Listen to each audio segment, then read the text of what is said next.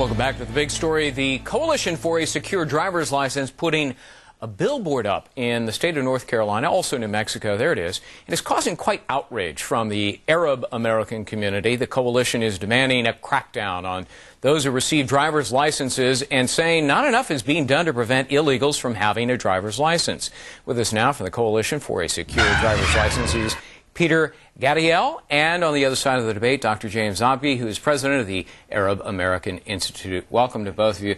You know, Dr. Zogby, you think this billboard is bigoted, but you know what? It was very easy for the 9/11 terrorists to get driver's licenses. In fact, they had about 60 of them. Let's put up on the screen. Here's Muhammad Atta's driver's license. You know, he got it through fake means. And armed with those licenses, they were able to travel all over the U.S. and carry out their murderous plot. In fact, let's switch to the videotape of him going through one of the airports with that driver's license.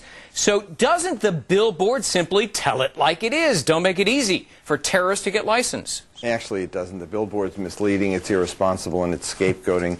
You know, the fact is that there were only 13 driver's licenses with those who were the 9/11 terrorists. The number of credit cards was much higher, and we ought to crack down on credit card fraud. But the point here is that this issue is not about Arabs. It's about a problem, a broken problem in our licensing system. But licensing is about driving. It's about safe driving. It's not an immigration policy. And we ought not to be confusing the two. If you scapegoat in this way, and if you use racist images in this way, you target innocent people all over the country. The fact is that it's not only we're saying it. The billboard company is canceling this, as is the public relations firm that's dropping them as clients. Your son James was killed in the World Trade Center attacks. How do you view this? His facts are so far off the mark, it's not even funny. There were many more than 13 driver's licenses. Some of them had duplicates. The driver's license is the key, the access key to American society. It's what enables a terrorist to gain full access to American society, get all the goods and services that he needs to carry out his plans. And on the morning of 9/11, licenses got these people on those planes. Mr. Zogby has two issues here. One is the billboard itself, and his problem is not with us, but with the terrorist website from which we obtained those pictures. Those are real terrorists. Yeah. If he has a problem with those photographs, he perhaps had better contact the people who put up the website and ask them to take the masks off. My friend, now the other thing is, I hate what they do. Yeah, but this is not about them. It is about this is about people in this country. And you're trying to evade the issue.